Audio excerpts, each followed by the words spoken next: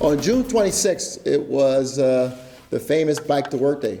How are you doing? Didn't see you, Karen. Thank you for joining us as well. Karen DeParco, Department of Human Resources. Was Bike to Work Day. We had a great day, and quite a few city employees rode their bikes to work, as well as people who live and work around the city of Denver. And we had 4 departments that really performed exemplary in forming and working and coordinating and organizing their teammates to ride their bikes to work.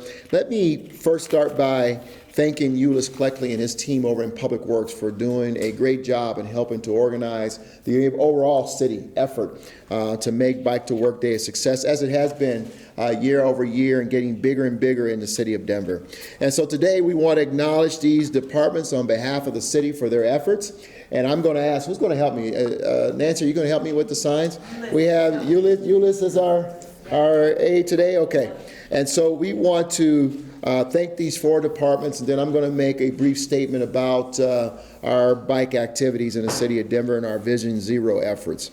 First, we want to thank Denver Public Works again and their representatives for their tremendous work in organizing Bike to Work Day. We want to acknowledge Zach Wallace Mendez and Paige Colton right here, all right, for your tremendous work. Thank you, Ulyss. Stay there, Ulyss. You get in here so we can take a picture. Who's our photographer? Oh, there. Well, anybody. Got it, Nancy? Got it. Okay.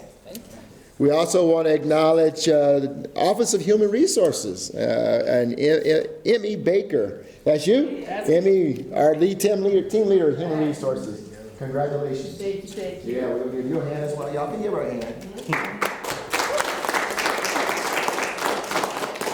Only clap for Public Works people. The other team coming in with a great organization and plenty of participation was Tech Services. Rick Brunette is here. Rick, thank you. Come on, Ulyss, jump in here as well. I'll get on this side, Rick. Take a picture.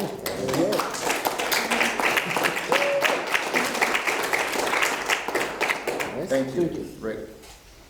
And then finally, we want to acknowledge the Office of Special Events, Nate Hayden, right here. Get on this side of this, sir.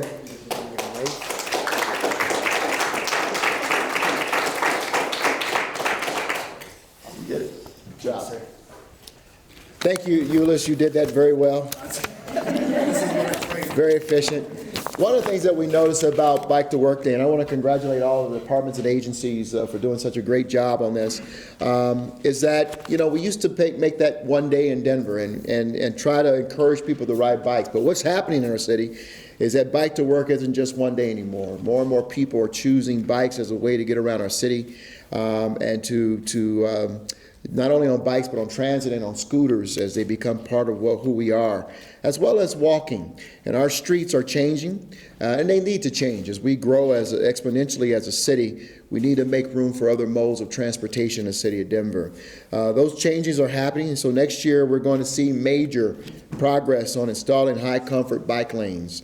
The next Elevate Denver bond issuance, which will occur this fall, is going to kickstart getting even more high-comfort bike lanes in the city of Denver throughout our neighborhoods, our bikeways, and multimodal improvements on major corridors. We might as well send this message and this request now to our residents of Denver. Work with us. As we come down your streets, we need to make sure that we create multimodal opportunities for all residents. Our city, our culture is shifting, and in order to keep people safe, we need to make sure we're able to move forward with the implementation of these bike lanes throughout our city, as well as all the other modes as we work to get better in the city of Denver. Unfortunately, we're on track for another record year of crash-related deaths on our streets. And every year we start the year excited about the possibility of improving those numbers, and this will not be one of them. We have once again as a city, as a whole, not met the goal that we wanted to meet, or falling short of our commitment to Vision Zero. Everyone needs to be aware of their surroundings and other folks traversing our streets and our communities. We've had 2 recent deaths on our streets, and we hear the community's call for for us to do more to prevent these tragedies. And believe me, we're trying to do everything we can to do those. Everyone needs to have a piece of the road so that we can have peace and safety on the roads. I'm going to share some things that are happening now.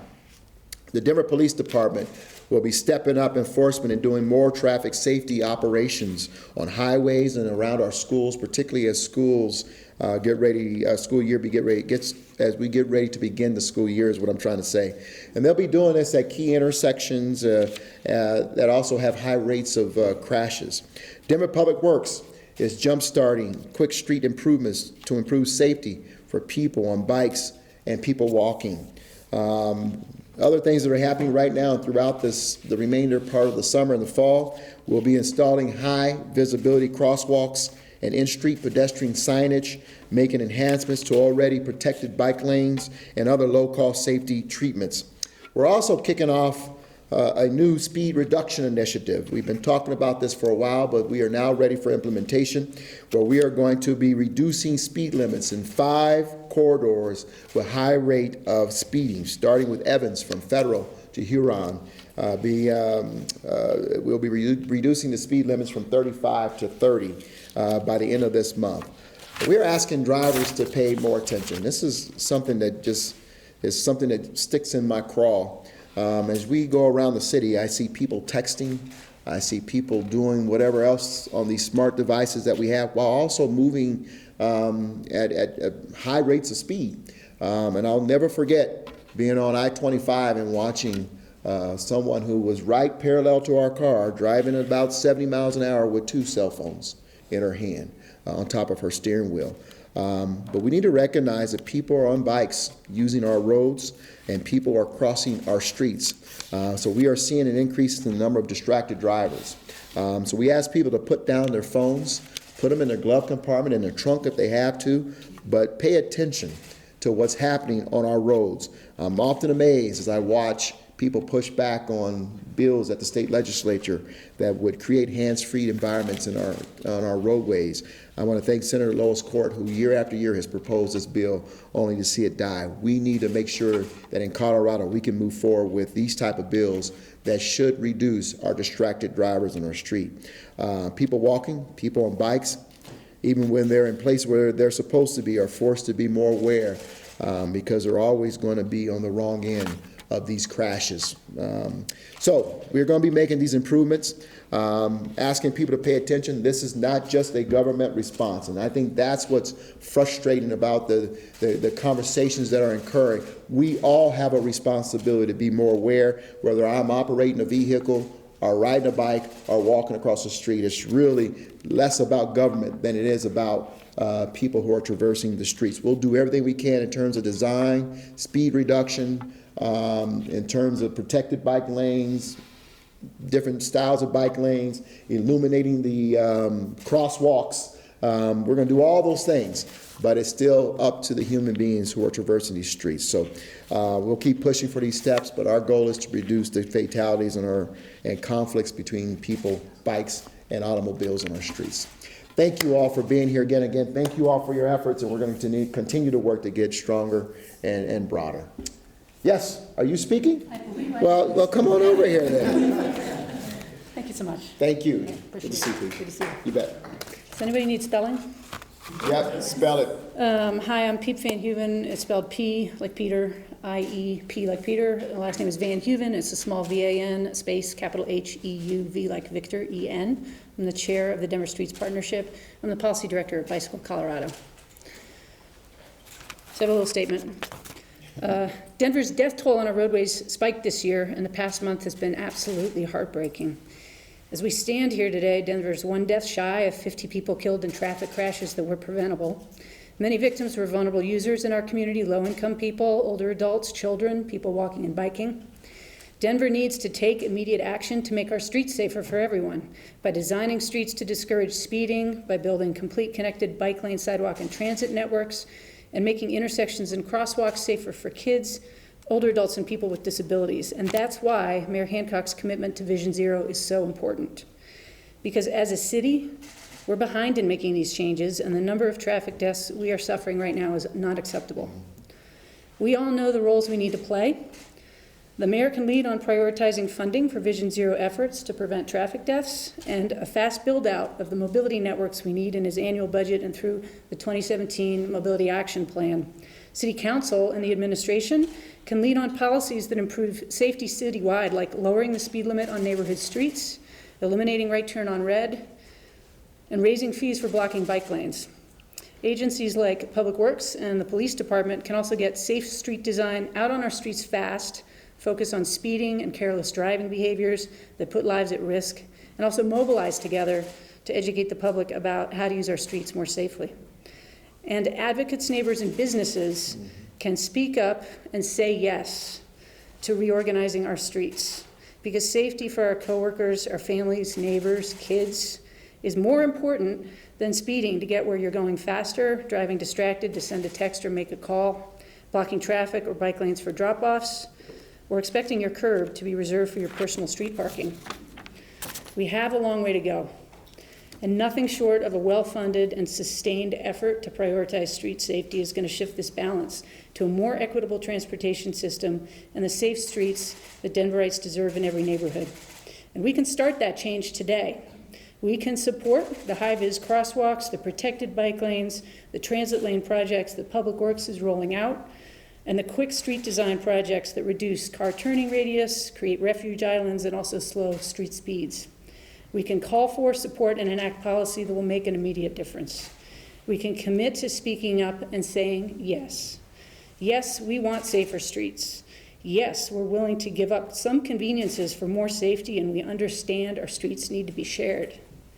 Yes, we know that to get people around safely, we have to make room for bus lanes and bike lanes and disabled access and kids walking to school.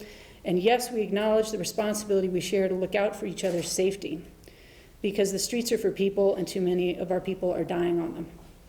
So thank you, Mayor Hancock. Thank you. For standing behind the effort to reorganize our street space and prioritize the safety of people today. And thank you to Public Works and to the Denver Police Department for acting with urgency to create safe street design and safe behaviors to help address our traffic safety crisis today. It is time for all of us to stop saying no and not yet and start saying yes and right now. Thanks. Thank you.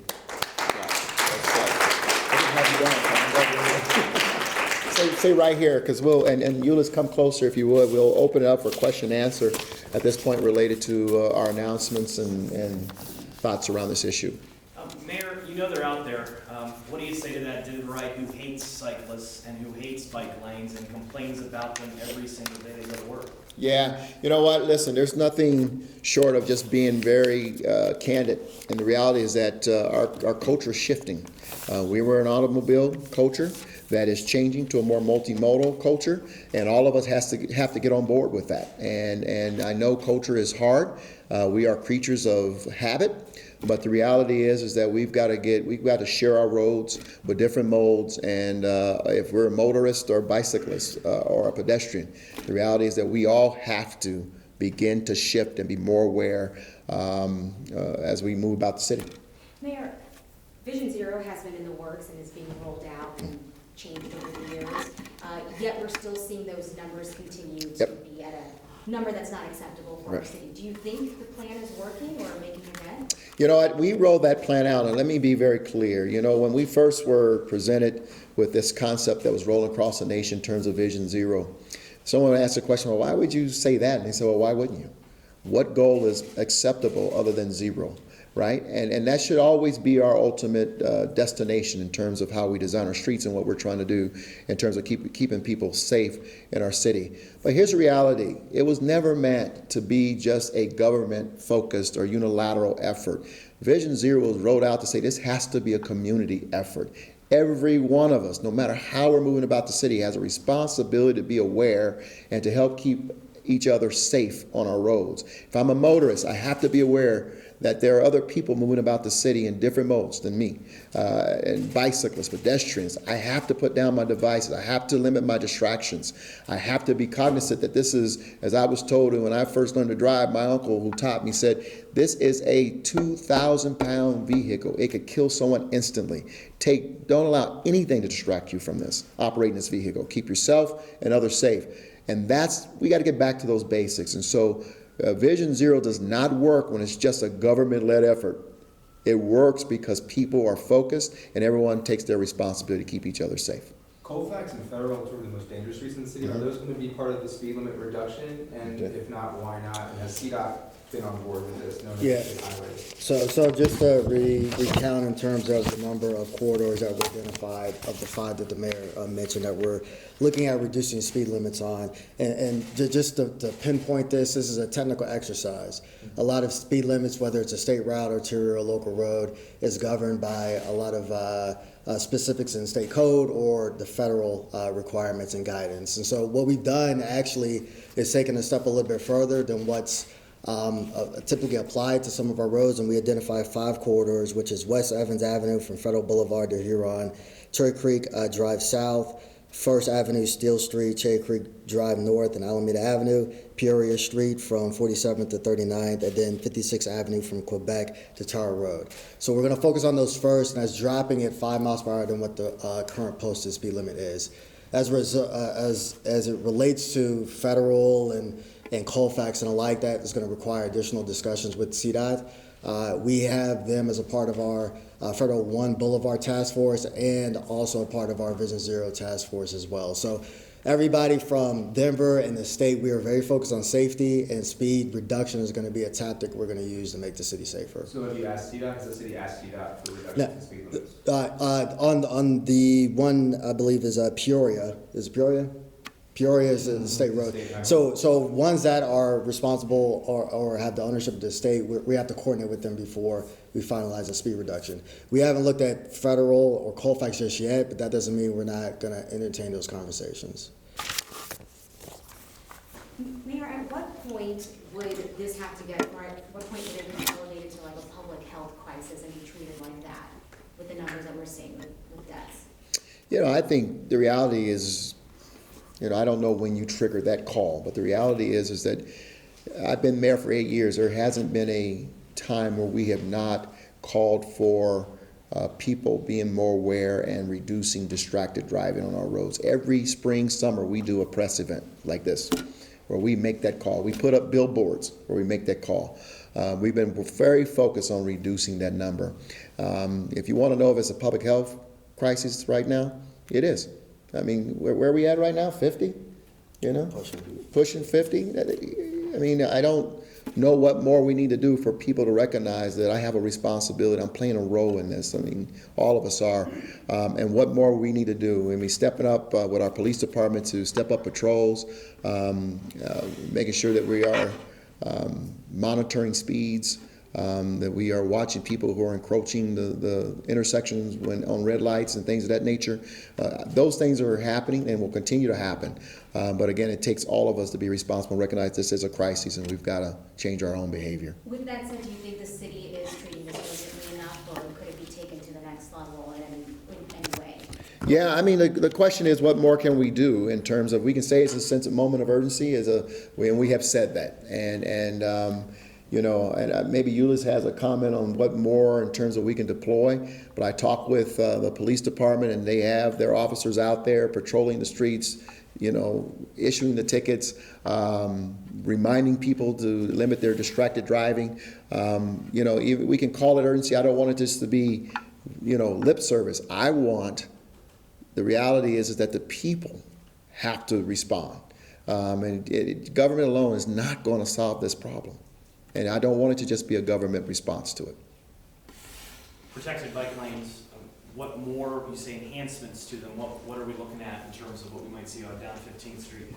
Yeah, so last week we actually deployed some additional barriers in the 15th Street bike lane. We did that for 2 purposes. One, of what we heard from the cycling community with respect to the conflicts that cyclists were experiencing utilizing the lane with vehicles and trucks and the like. And so we tested out some barriers that we actually had in stock to see if this element, if we added it to the already existing bollard system that's out there, would prevent some of the conflicts. And we did that for 2 blocks, and the plan is to extend that all the way down to Larimer Street within the next couple of months. And so those types of elements are things that, from a design perspective, we're going to start to integrate in the future protected bike lanes.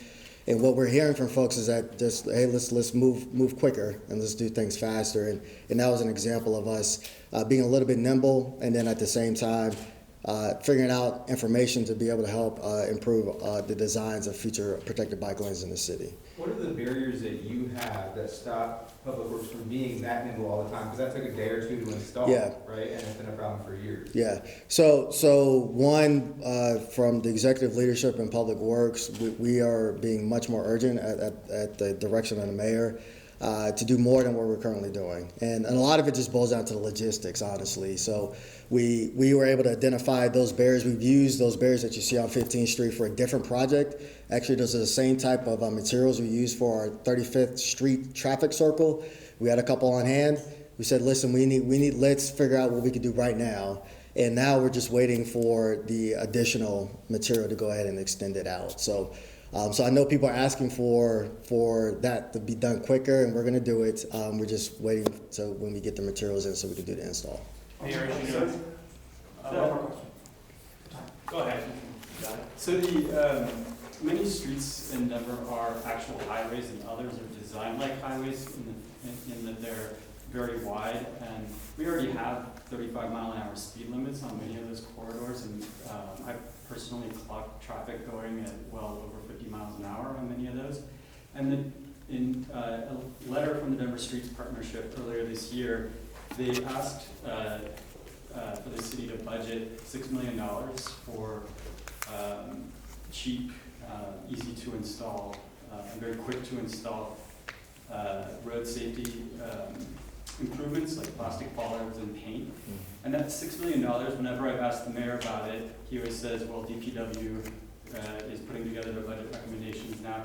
You're both in the room right now. Can you commit to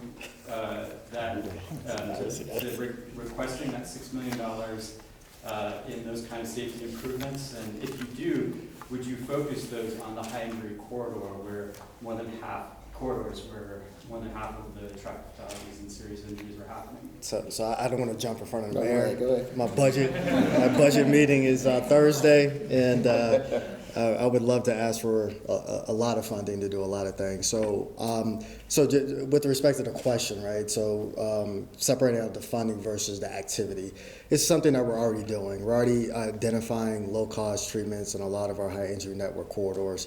Colfax is a primary example of this. So we're actually leveraging a lot of work that's been going on with the business improvement districts along that corridor. We just met with the task force. We kind of showed them what some of the quick treatment options that we can install. And we do that before we actually have a permanent installation of any future design for a corridor. So we're already doing these things. It's just doing it much more quicker and identifying through a systematic process where we can deploy those low cost and kind of quick installations.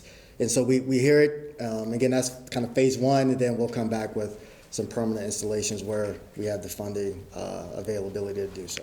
And it was February 2016 when the mayor committed to Vision Zero, and fatalities went up 16% last year. They're already up 48% so far this year over this period last year. So when people are looking at these increasing fatalities, and you're saying, oh, well, we're going through all of these processes, when does the city finally step up and just start making these changes happen and start saving lives? So a couple things. One, we're already doing it, but two, let's be factual with the data. And what we've seen from 2013 till now is that 50% of the people dying on the roads are contributable to driver and human behavior. And there's three behaviors.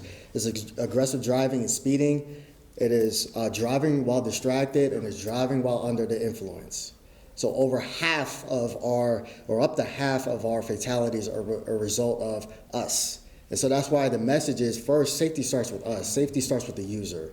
So we have to figure out a way to educate and inform and encourage people to just operate safer and understand that there's other people outside of you traveling on the street. And so we need everybody's help. And every time I get an opportunity to talk to the public, I start with that statement first, because it's more than just design and it's more than just enforcement. It's our responsibility to be safe.